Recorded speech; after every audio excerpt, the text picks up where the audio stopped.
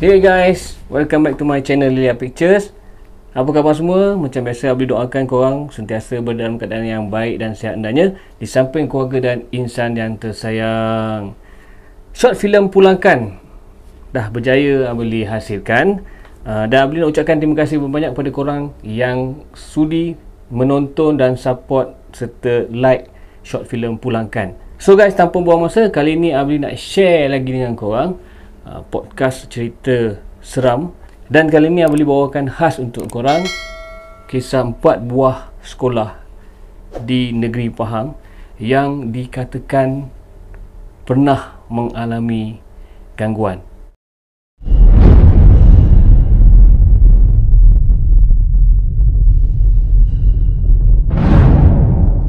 So kisah yang pertama guys, berlakunya di sebuah sekolah di daerah Jerantut, sekolah agama dan berasrama penuh.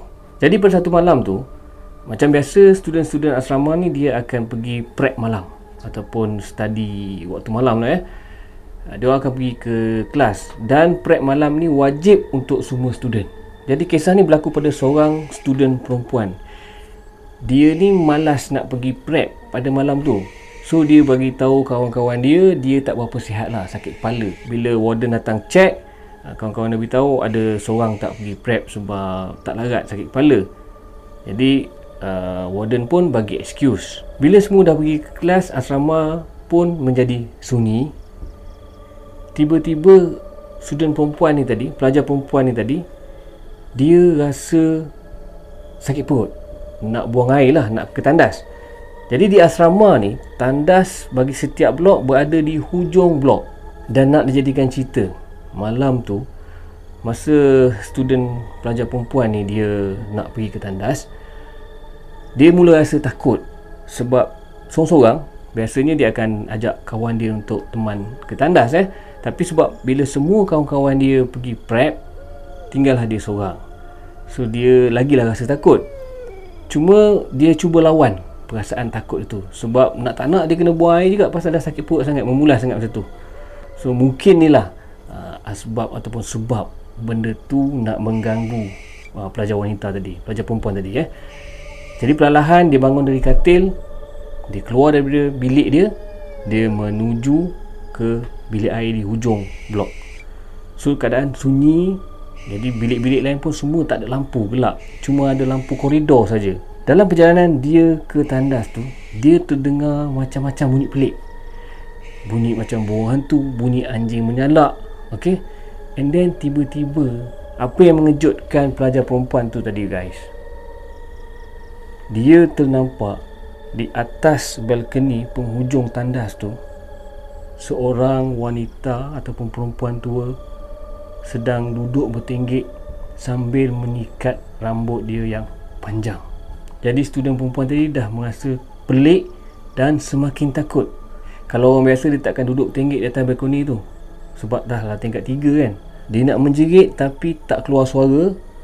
Tiba-tiba perempuan tua tu berpusing dan paling ke belakang, memandang tepat ke arah student perempuan tu. Dan apa yang berlaku, student perempuan tu pun pingsan akibat terlalu ketakutan. So itu cerita pertama yang berlaku di sebuah sekolah agama berasrama penuh di daerah Jerantut, Pahang. So cerita yang kedua guys, dikatakan pengalaman ini berlakunya di sebuah sekolah berasrama juga, tapi bukanlah asrama penuh. Sekolah aliran teknikal di daerah Kuantan, Pahang. Jadi kisah yang berlaku ni berlaku pada seorang pelajar lelaki tu. Dia merupakan pelajar junior di sekolah tersebut dan di asrama itulah. Dikatakan pada satu malam tu, student lelaki ni dia tak boleh nak tidur. Jadi kalau student-student junior ni dia wajib tau kena tidur waktu dah tutup lampu hostel, memang kena tidur. Maknanya warden dah habis ronda, lepas tu ketua asrama pun dah round dan ketua bilik pun dah suruh tutup lampu semua kena tidur. Tak boleh dah nak merayap-rayap ke, tak boleh dah nak sembang ke. Tapi apa yang berlaku guys, pada budak lelaki ni, pada student lelaki ni, malam tu dia ni macam memang tak boleh nak tidur sebab dia baru masuk asrama kan, so tak selesa. And then di blok asrama yang dia tinggal ni ada sebuah bilik yang di mana tersimpan pada dinding bilik tersebut ada satu lukisan seorang perempuan yang menangis. Bilik tu kecil je, tapi memang student tak boleh masuk bilik tu sebab dah banyak kali berlaku gangguan. Jadi bilik tu warden tutup lah supaya budak-budak tak main ataupun menceroboh di bilik tu. Dikatakan pada malam berlakunya gangguan tu, student lelaki tadi dia keluar dari bilik dia tak boleh nak tidur, dia nak berjalan dekat kaki lima asrama tu. Jadi masa dia berjalan hampir saja ke bilik yang ada gambar ataupun potret perempuan tadi, misteri tu, tiba-tiba dia terdengar suara perempuan menangis.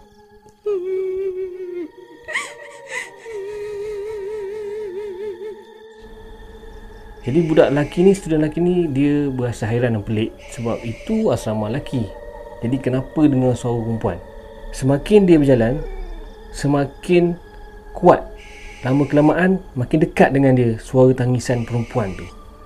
Jadi bila dia berhenti dekat tempat yang suara perempuan tadi menangis tu kuat tu, dia berada di hadapan, betul-betul hadapan pintu bilik store yang ada gambar potret perempuan tadi.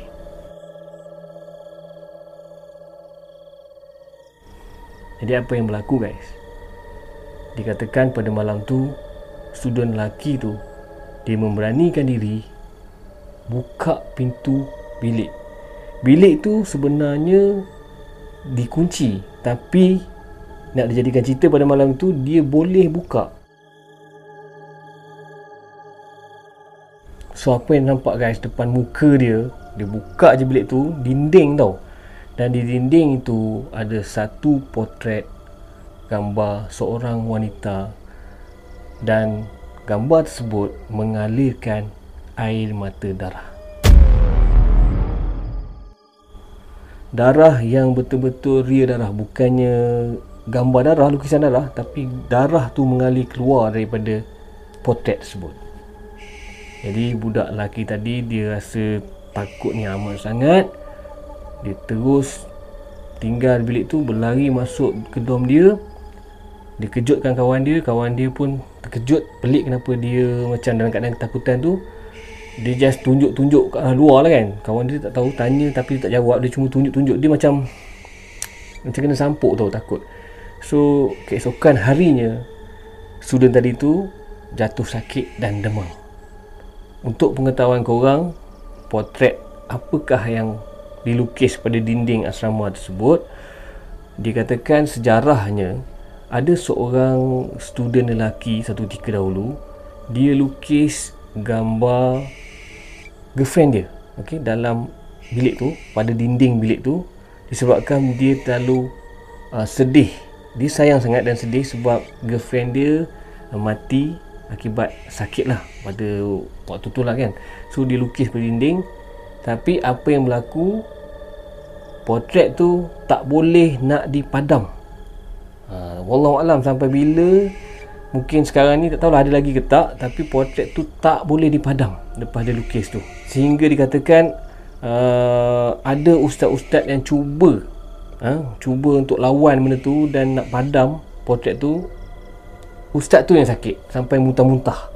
So nak tak nak, apa yang pihak asrama ambil tindakan, dia just kunci je lah bilik tu supaya tak diganggu lagi lah. So itu cerita kisah kedua yang berlaku, yang dikatakan pernah berlaku lah di sekolah asrama aliran teknikal di daerah Kuantan.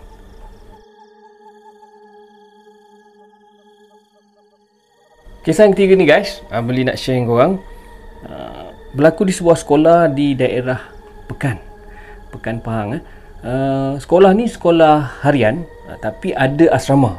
So maknanya bagi student-student yang tinggal jauh dan memasuki kelas, masa tu kalau tak silap rancangan khas Rancangan khas ni kira budak-budak pandai lah, cerdik Diorang ni mostly ditempatkan di asrama lah, supaya mudah cikgu nak jaga diorang.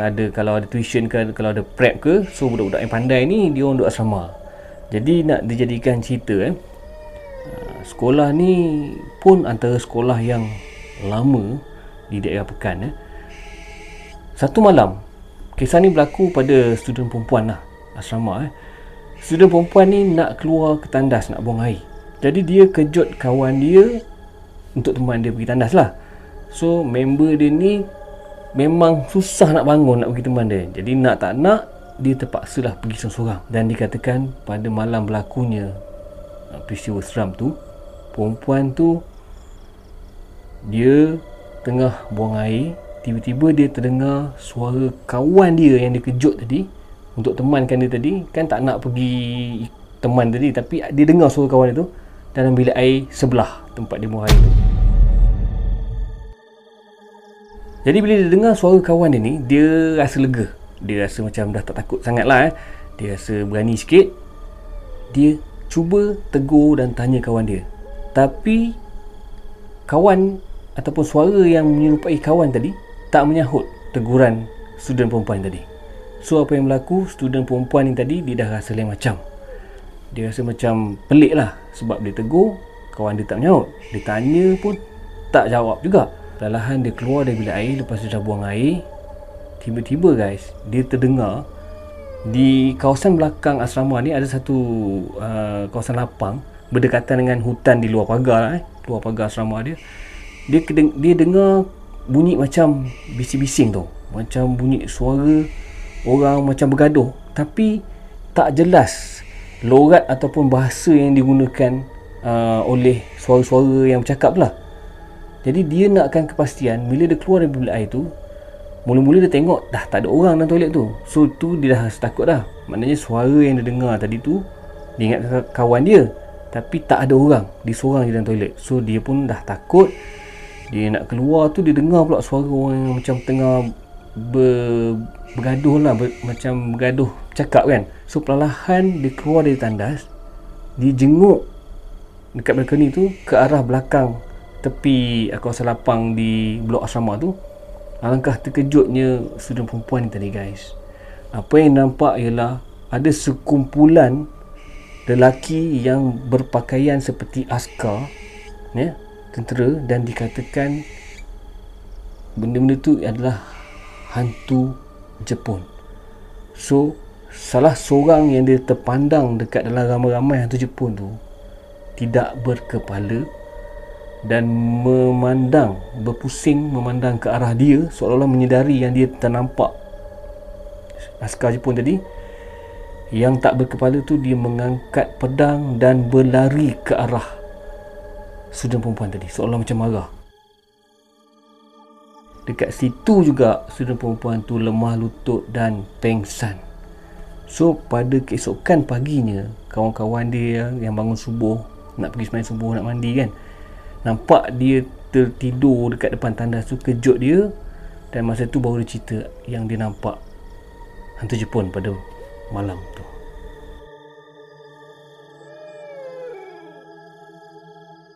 Dan kisah yang keempat guys, saya boleh nak share dengan korang, berlakunya di sebuah sekolah harian juga di daerah Kuantan.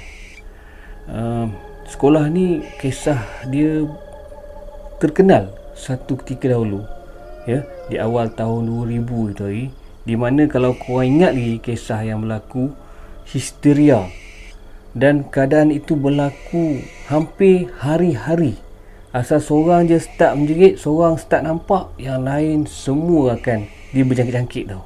Jadi dikatakan pada masa itu keadaan menjadi semakin parah. Pihak sekolah pun dah risau lah, sebab perkara tu melibatkan student-student yang nak exam ni, exam besar macam exam PMR, dulu PMR tingkat 3 kan, dan juga student-student yang nak ambil SPM.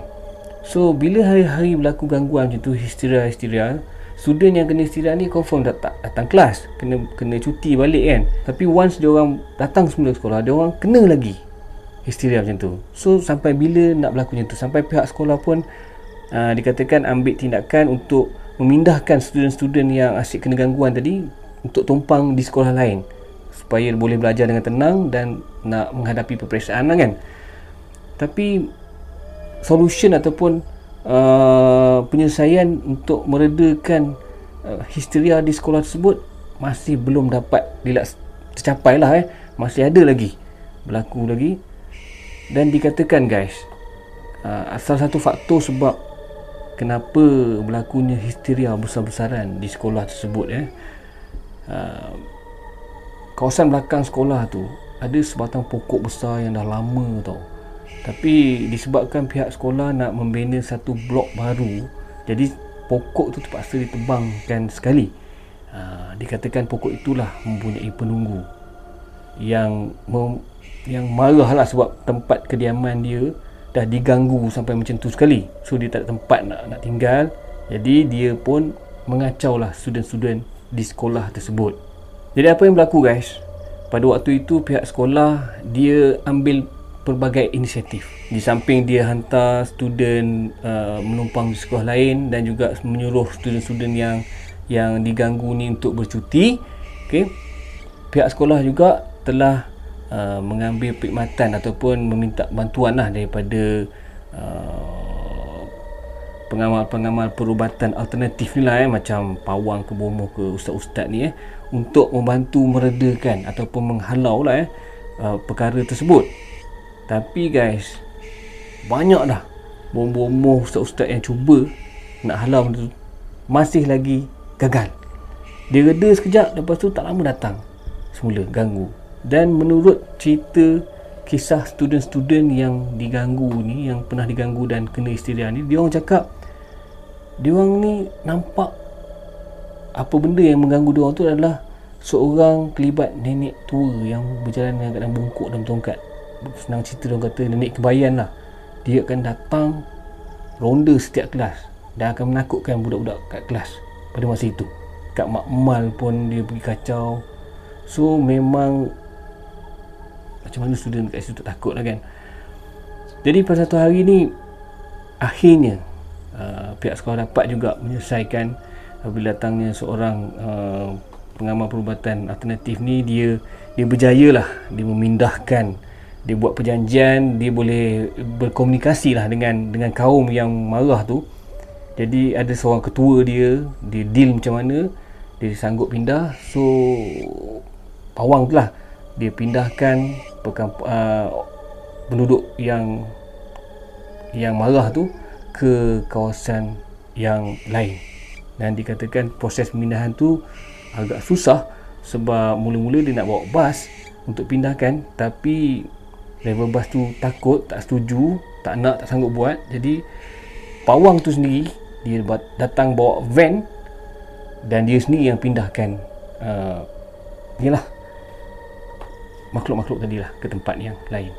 Jadi selepas selesainya proses pengalihan ataupun pemindahan makhluk-makhluk tersebut, dikatakan gangguan tersebut dah tak berlaku lah. Dan bangunan baru yang dibina tu pun dipagar dengan ayat-ayat suci Al-Quran bagi mengelak daripada perkara yang sama berulang. Wallahualam. So itu saja yang boleh nak share dengan korang kali ini. 4 kisah seram di 4 buah sekolah di negeri Pahang dikatakan pernah mengalami gangguan makhluk-makhluk halus. So guys, sampai sini dahulu. Semoga kita jumpa lagi dalam video-video seram yang akan datang di channel Lilia Pictures. Salam sayang dari Lilia Pictures. Assalamualaikum. Bye bye.